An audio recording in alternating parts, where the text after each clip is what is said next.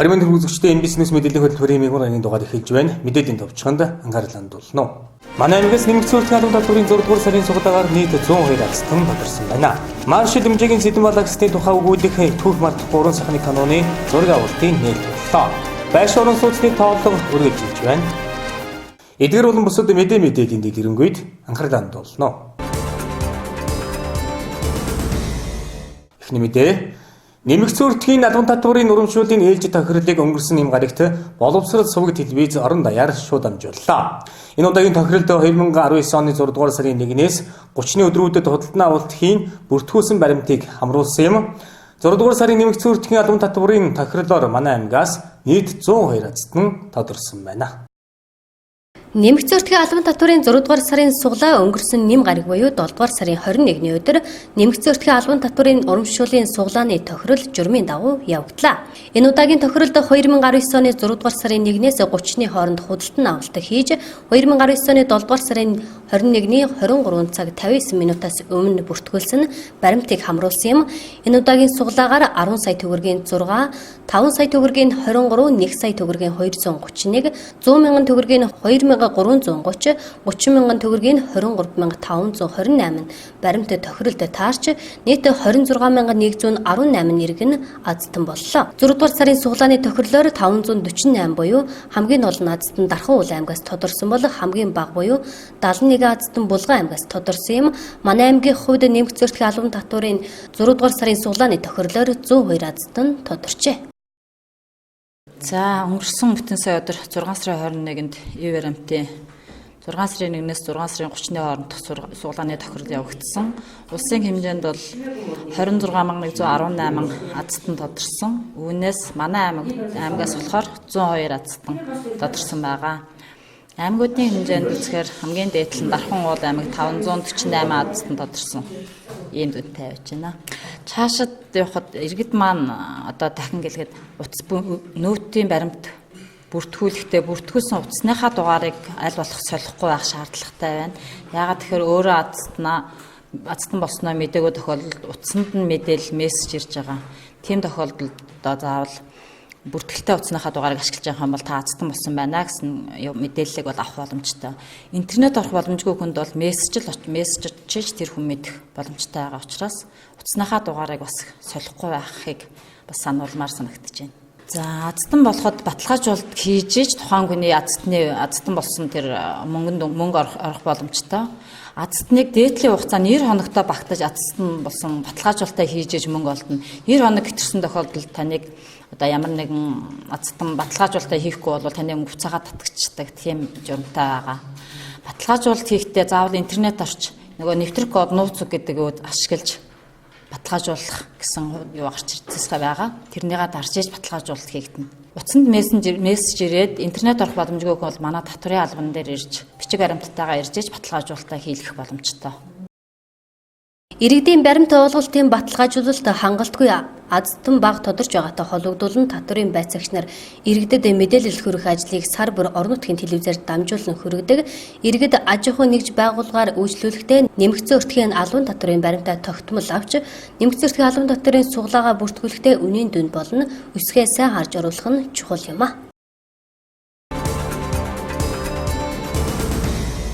Дараагийн мэдээ Монгол улсын баатар хөтөлбөрийн баатар маршал дэмжээгийн сэдэн балын туулж өнгөрүүлсэн амьдралыг харуулсан түүх мартахгүй уран сайхны киног хүмүүн фильм уран бүтээлийн нэгдлэл бүтээхээр болсон. Түүх мартахгүй баримтад түүхэн уран сайхны киноны Увс аймаг дэх зураг авалтын нээлт өчигдөр маршал дэмжээгийн сэдэн балын талбайд ёслол төгөлдөр боллоо. За тэгэхээр өнөөдөр 7 дугаар сарын 22-ны өдөр энэ өдөр бол бас увсчуудын тэр дундаа монголчуудын хувьд бас түүхэн өдөр тохиож байна гэж хэлж болох юм. Юу вэ гэвэл Монголын төрийг 44 жил удирдсан Монгол улсын баатар, хөтөлбөрийн баатар, Монгол улсын маршал дэмжээгийн сэдэн бал даргын маань одоо амьдрал намтрыг өгүүлсэн тийм түүхэн уран сайхны каноны одоо Увс аймаг дэх зураг авалтын нээлтийн үйл ажиллагаа бол талбай дээр бас ийм арга хэмжээ зохион байгуулагдж байна. Тэгэхээр увсчууд, улаангомчууд маань өргөн бүрэл түүнээрээ одоо хүрэлцэн гэж энэхүү Ув аймаг дэх зураг авалтын нээлтийн арга хэмжээнд оролцож байна. Тус каног бол Монгол Улсын засгийн газраас тогтоол шийдвэр гарч бол хийж байгаа. За ерөнхий ажлын хэсгийн ахлагчаар бол Монгол Улсын улсын хурлын гишүүн Жамингийн мөнхөд ажиллаж байгаа. За мөн Ув аймгийн засаг даргын тамийн газар бол хамтран одоо ажиллаж байгаа юм аа. Энэхүү уран сайхны каног хүмүүн фильм нэгдэл компани уран бүтээлчд маань хийж байгаа. Тэгээд маргаашаас эхлээд Цэдэн бал даргын төрлөг нутаг болох Давс суманд зураг авалтын үйл ажиллагаа явагдана. Нийтдээ 100 гаруй хүний бүрэлдэхүүнтэй кино группийн баг бол Ув аймагт 14 хоногийн хугацаанд ажиллах юм аа. За усчууд та бүхэн бас энэхүү кино зураг авалтын хугацаанд кино уран бүтээлчд бас дэмжиж тусалж сэтгэл санаагаар болон за бусад зүйлээр бас дэмжиж ажиллахыг та бүхнээс хичээнгүйлэн хүсье. Монгол Улсын засгийн газрын тогтоолоор Монгол Улсын энэ шинэ үеийн түүхийн 2 дугаар хагасыг бүтээлсэн Монгол Улсын түүхэн сэргэн мандалтыг гардан гүйцэтгэсэн их удирдагч төр нийгмийн нэрт зүтгэлтэн маршал Юмжаагийн Цэдэн балын туулж өнгөрүүлсэн амьдралаар түүх мартахгүй уран сайхны киног хийхээр шийдвэрлсэн энэхүү киноны зохиолыг Улсын хурлын гишүүн зохиолч Мөнхбат бичжээ. Уран сайхны киног хүмүүн фильм уран бүтээлийн нэгдэл бүтээхээр болсон бөгөөд түүх мартахгүй уран сайхны киноны Ув аймаг дэх зураг авалтын нээлт өчигдөр маршал Юмжаагийн Цэдэн балын талбайд боллоо. Монгол Улсын засгийн газрын тогтоол гараад манай Монгол төрийг 44 жил удирдсан маршал Юмжаагийн Цэдэн балын тухай түүхэн уран сайхны кино хийхээр шийдвэрлсэн. Энэ уран сайхны киног одоо улсын хурлын гишүүн Жамингийн мөнхөд одоо ахлаад энэ ажлын хэсгийг ахалж байгаа. За аймгийн засаг даргын хувьд бол энэ кино бүтээх ажлын хэсэгт нь бол бий багтж байгаа. Тэгээд мэдээж Цэдэн бал дарга маань улс нутгийн онгонгүй учраас түүхийн гол одоо үйл явдал бол энд бас бодсон байгаа. Тийм учраас одоо Ув аймагт хийх киноны баг 14 хоногт Ув аймагт ажиллана. За энд бол бас тодорхой санхүүжилтийг орон нутгаас манай улсын их хурлын гишүүдээс бол дэмжиж олгож байгаа. Энд одоо 80 гаруй киноны уран бүтээлчид ирсэн Ув аймагт ажиллаж байна. За энэ ажлын хэсгийг бол манай мягмар сүрэн зөвлөх маань ажлын хэсгийг ахлаад энэ 14 хоногийн одоо кино зураг авалтын ажил Ув аймагт явагдана. Ув аймагт түүхэн томоохон үйл явдлууд бол болсон. 40 онд маршал Цэдэн бал Ув аймагт одоо намын ерөнхий нарийн бичгийн дарга болчоод ирэхтэн араас нь одоо маршал араас нь чоосонго араас нь ирсэн. Тэгээ тэр үед зам харгуу ямар байсан. Тэгээд тэр хүн одоо энэ Монгол төрийн энэ сайхан хүүгийн ээжтэй нь одоо уулзсан, ээжт нь баяр хүргэе гэж одоо хэлсэн байдаг. Энэ түүхүүдийг л одоо гаргаж тусгаж өгөх зорилготой энэ киноны баг бол Ув аймагт ажиллаж байгаа. Тэгээд түүх мартахгүй гэдэг энэ кино бол Монголын ард түмний маш их хүсэл зорилгоор одоо гарч ирж байгаа. Нийгмийн шаардлагаар одоо бий болж байгаа ийм кино байгаамаа. Тийм учраас энд бол мэдээж манай Ув аймаг тэгээд олонний хэсэг гээд янзын одоо арга хэмжээнүүд болох байгаа. Тэгээд өнөөдөр бол энэ нээлт энэ маршалын маань талбай дээр хийгдэж байгаа. За юу одоо Ув нутгийнханда хүмүүн фильм бүтээлийн хамт олон. За тэгээд түүх мартахгүй уран бүтээл дээр ажиллаж байгаа одоо уран бүтээлчид одоо уран бүтээлийн санаачилсан Монгол Улсын их хурлын гишүүн Жамингийн мөнхөдийн баг нутгийн өмнөөс Ув нутгийнханда одоо энэ өдрийн мэндийг хэлж байна. Манай мөнхөд гишүүнч бол 2012 онд анх бол энэ ардын өвчлийн анхны дулаагийн тухай долоомох харамтгүй уран бүтээл хийсэн шүү дээ. Тэгээд 15 онд 16 онд амнуулаад энэ манай Ув аймгийн хэрэг сумын явуул Жамбын батхан даргын тухай бүү мартаж байгаа сайхны кино. За 3 бүтээл дээр одоо ажиллаж байна. Сайхан санагдаж байна.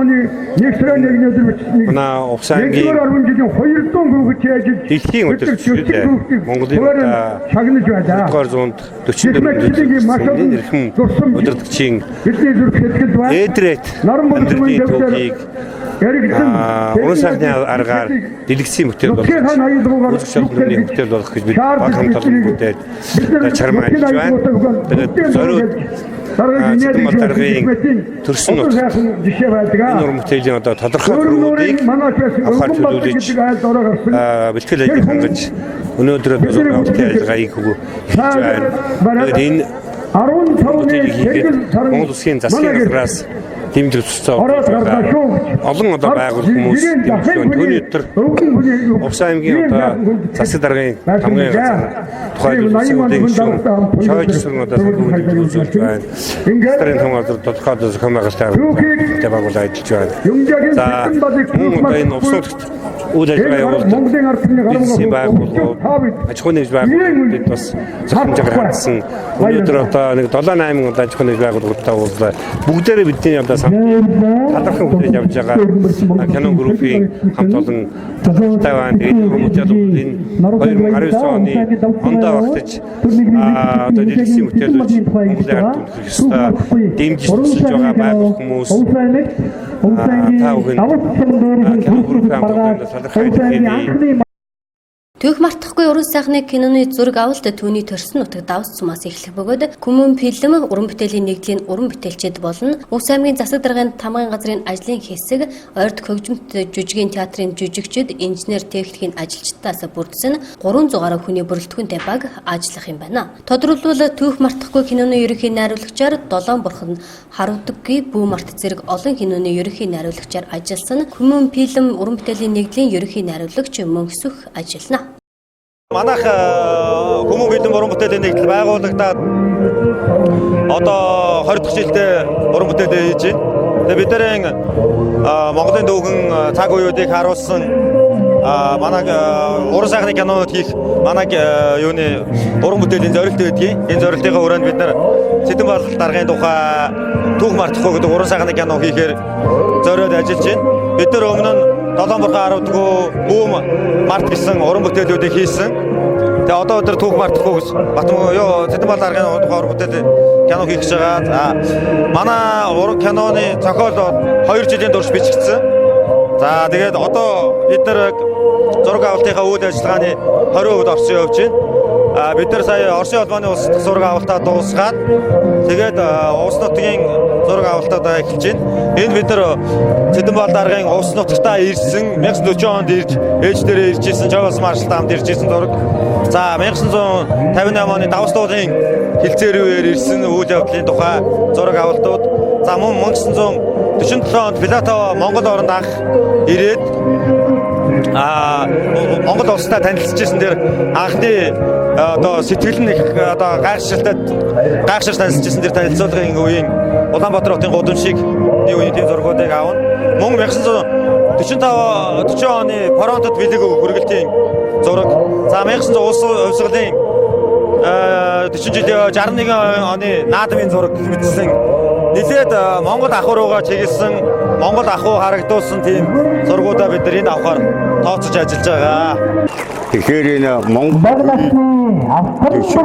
өдрлөсөн энэ ард түмнийхээ хүндтэй хайртай өдрлөгсөн аавууд одоо энэ уран бүтээлчдийн уянгаар тоглолцсондоо баярлж байна. За тэгээд Увс аймгийн энэ хангаад ирэхийг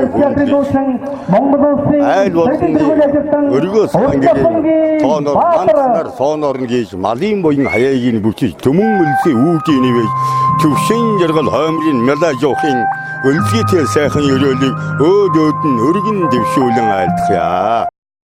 Монголын өнөөдрийн бүтээн байгуулалт хөгжил дэвшил сэргэн мандалтыг бүтээсэн түүхэн удирдагч Юмжаагийн Цэдэн бал даргын тухай Түүх мартахгүй киног улс нутгийн зон олон төдийгүй Монгол түмний хүсэл нийгмийн шаардлагаар бүтэж байгааг уран бүтээлчид онцолж байсан юм. Түүх мартахгүй киноны зураг авалтын нээлтэнд ард иргэд идэвхтэй оролцсон улс нутгийн ард иргэдийн хүсэн хүлээсэн бүтээл гэдгийг илтгэж байлаа.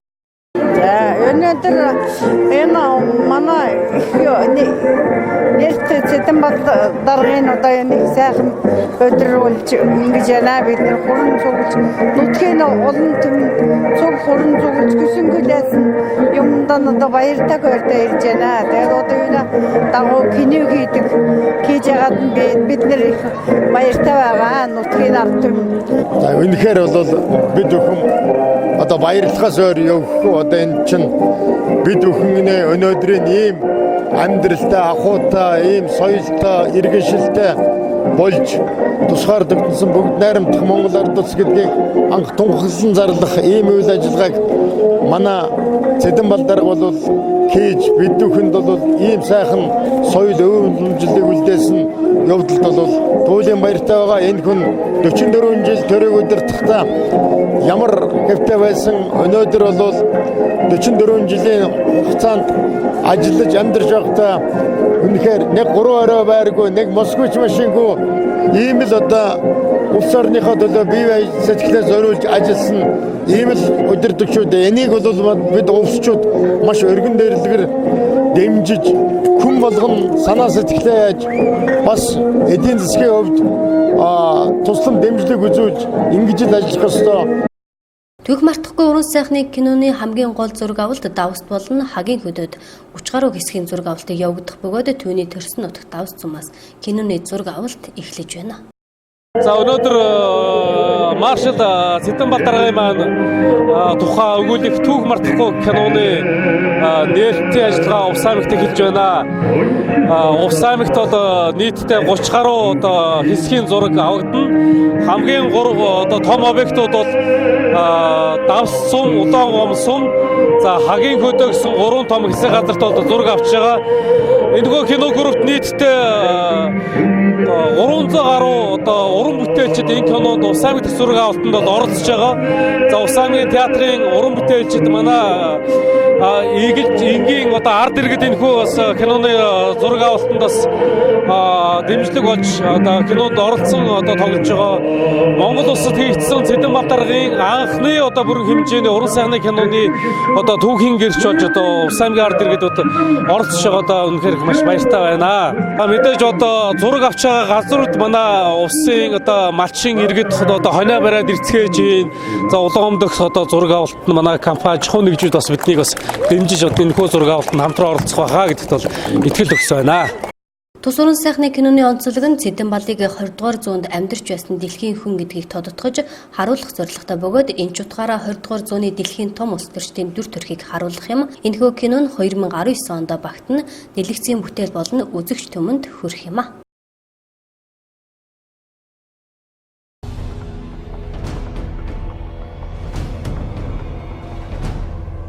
Улсын хэмжээнд 2019 оны эхний хагас хичээлд 38.1 мянган их амарч ирж 38.4 мянган хүүхэд төрүүлсэн нь өмнөх оны мөн үеэс амарчсан их 29-оор амьд төрсөн хүүхэд 50-аар нэмэгдсэн байна. Энэ оны 4 дугаар сард 6336 их амарч ирж 6387 хүүхэд төрүүлсэн нь өмнөх сараас амарчсан их 499-оор амьд төрсөн хүүхэд 512-оор буурчээ. Улсын хэмжээнд нэтгсэн эндэгдэл 2019 оны эхний хагас хичээлд 521 болж өмнөх оны мөн үеэс 9-оор 5 дахь насны хүүхдийн эндэгдэл 632 болж өмнөх оны мөн үеэс 18-аар буурсан байна. Нэтгсэн эндэгдэл энэ оны 6 дугаар сард 78 болж өмнөх сараас 19-оор 5 дахь насны хүүхдийн эндэгдэл 105 болж 11-ээр тус буурчээ. 1008 төрөлтөд ноогдох нэтгсэн эндэгдэл 2019 оны эхний хагас хичээлд 14 болж өмнөх оны мөн үеийн төвшинд 5 дахь насны хүүхдийн эндэгдэл 16 болж өмнөх оны мөн үеэс 1 хүүхдээр буурсан байна.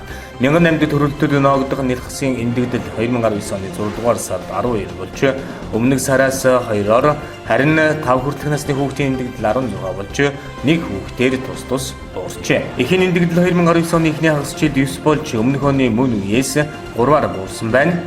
100 мянган амт төрөлтөд ноогдох эхний эндэгдэл 2019 оны эхний хагас хичээлд 23 болж өмнөх оны мөн үеэс 8-аар буурчээ.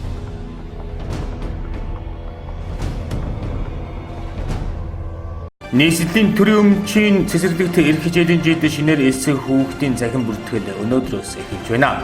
Бүртгэлд 2017 онд төрсөн бүх хүүхдүүд хамрагдах юм.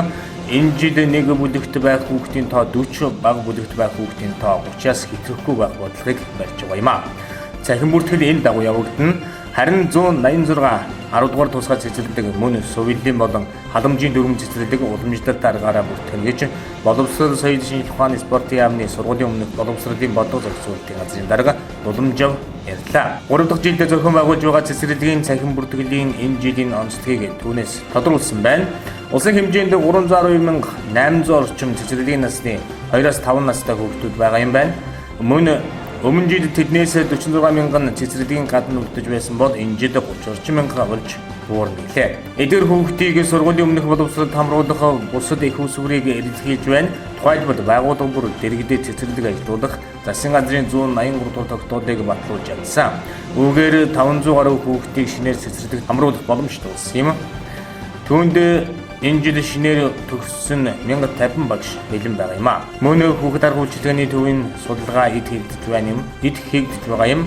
Харин цаашид орон сууцны хороод бүр цэцэрлэг сургуультай байх шийдвэр гаргаад байгаа юм байна.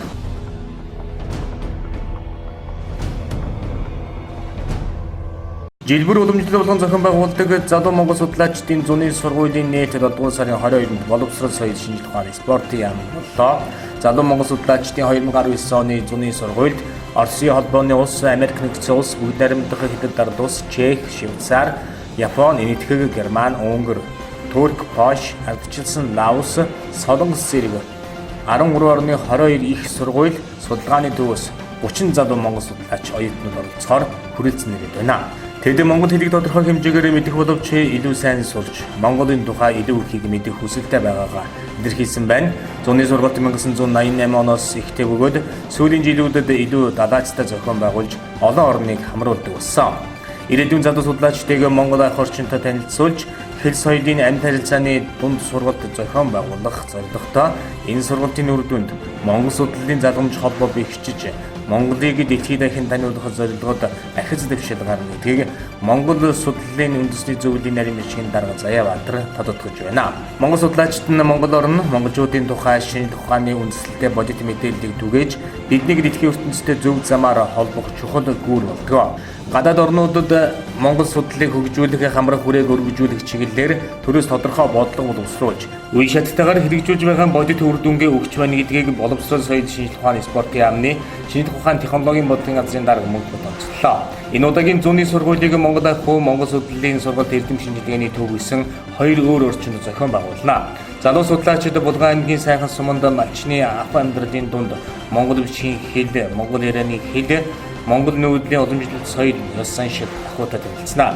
Тухайлбал гэр барих, буулгах, морь унах, мал хариулах, үнэгүй сааж, хонь хэргэх, ямаас амнах, уруулдах, дэмбэдэх, сур илдэх, дээс томох арга ахуйд суралцах юм а. Цаашид монгол судлалын тодорхой чиглэлээр суралцах хүсэлтэй гадаадын оюутан залуусыг Монгол улсын их сургуулиудад тэтгэлгээр суралцуулах, магистрант, докторант нарыг богино хугацааны мэргэжилд дээшлүүлэх, тэтгэлэгт хамруулах зэрэг ажлыг төлөвлөж байна гэж боловсрол соёл шинжлэх ухааны спорт яамнаас мэдээллээ.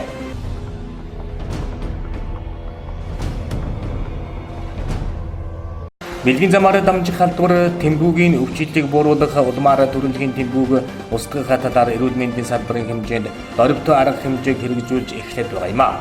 Эрүүл мэндийн яам, халдвар төвчин судлалын үндэсний төв, нийслэлийн эрүүл мэндийн үндэсний төв, их хүүхдийн эрүүл мэндийн үндэсний төв, эрүүл мэндийн даатгалын ерөнхий газар, нийслэлийн эрүүл мэндийн газар хамтран хэрэгжүүлж буй тэмбэг устгахын үйл ажиллагааг өрнүүлээд байгаа. Тэмбэг устгахын үйл ажиллагаа хэрэгжиж эхэлснээр улаан туус эмнэлгээр 7 хоногт 280-аас 300 хүн үйлчлүүлдэг байсан бол 480-аас 540 хүнд хүрч ажиллаж эхэлжээ. Мөн иргэд сайн дурын үзлэх тэтгэвртэй хамрагдаж байгаа юм. Түүнчлэн тэмбэг устгахын үйл ажиллагааны хүрээнд нийгмийн сүлжээгээр дамжуулан залуусд мэдлэг мэдээлэл өгөхнээс улаан туус цахим хуудасаар зөвлөгөө мэдээлэл өгч эхлэв байна.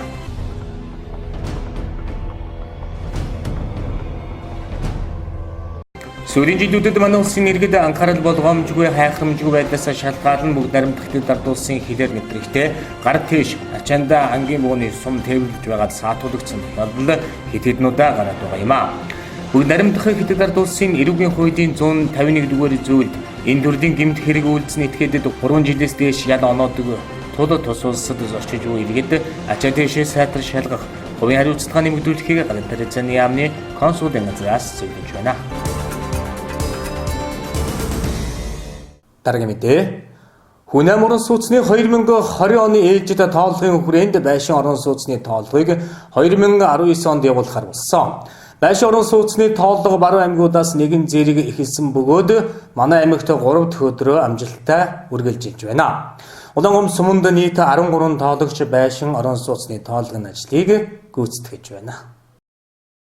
Хүн ам орон сууцны 2020 оны ээлжид тоолгын хүрээнд байшин орон сууцны тоолгыг 2019 онд явуулахаар болсон. Байшин орон сууцны тоолго Баруун аймагаас нэгэн зэрэг эхэлсэн бөгөөд манай аймагт 3 дахь өдрөөр үргэлжлэж байна. Аймгийн хэмжээнд нийт 40 тоологч ажиллаж байгаа бөгөөд Улаан суманд 13 тоологч байшин орон сууцны тоолгын ажлыг хийж байна.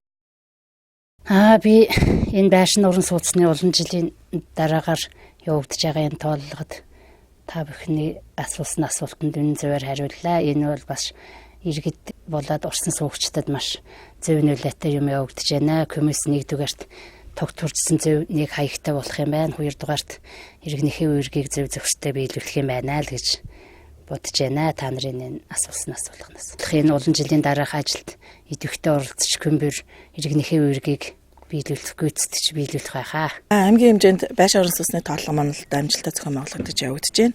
За энэ Улаангом сумын тухайд бол одоо нийтдээ 13 тоологч маань бол айл өрхүүдээрээ одоо төлөвлөгөө графикийн дагуу бол одоо тооллогын мэдээллийг бол одоо цуглуулж явж байгаа.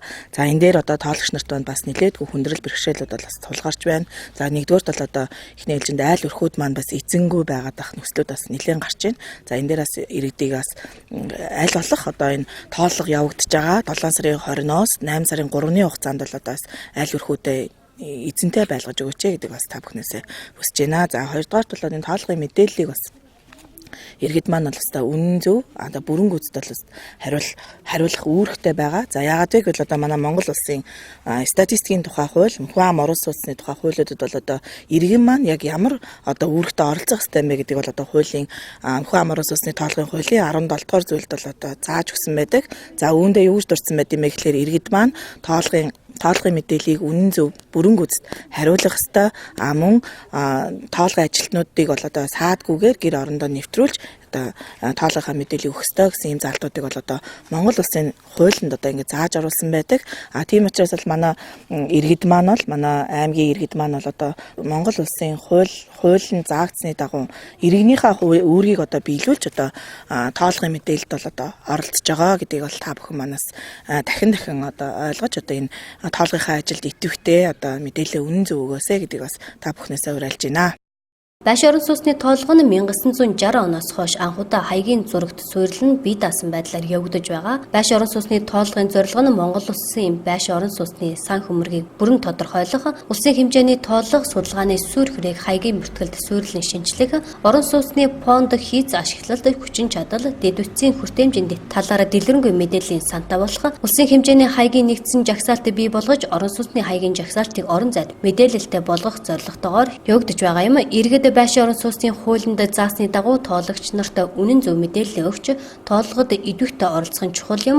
Энэхүү тоолго цаашлаад Монгол улсын хөгжил дэвшлиг тодорхойлох чухал ач холбогдолтой юм.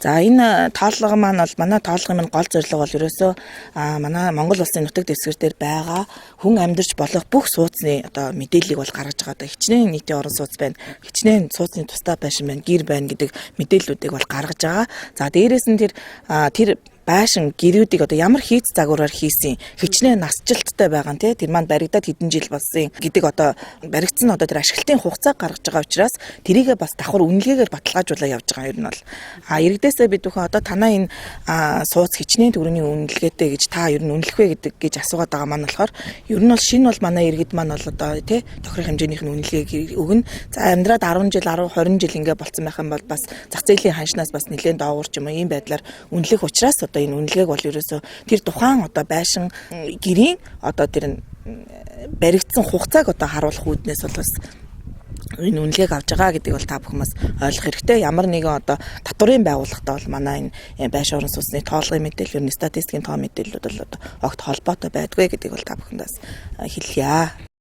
Монгол улсын байшин орон сууц болон хүн ам орон сууцны тухай хуулийн 17 дугаар заалтанд заасны дагуу иргэд тоологч нарт үнэн зөв мэдээлэл өгөх, тоолгын ажилтан гэр орон сууцандаа саадгүй нэвтрүүлж иргэнийхээ үүргийг биелүүлж идэвхтэй оролцохыг аймгийн статистикийн хэлтсээс уриалж байна. Байшин орон сууцны тухай хуулинд заасны дагуу тоолгонд оролцохоос зайлсхийсэн иргэн зөрчлийн тухай хуулийн дагуу 51-т тэмцэх хэмжээний буюу 50 мянган төгрөгөөр, аж ахуйн нэгжийг 501-т тэмцэх хэмжээний буюу 500 мянган төгрөгөөр торгох хуулийн хариуцлагыг хүлээлгэх тул иргэд байшин орон сууцны тоолгондоо идэвхтэй оролцох нь чухал юм а.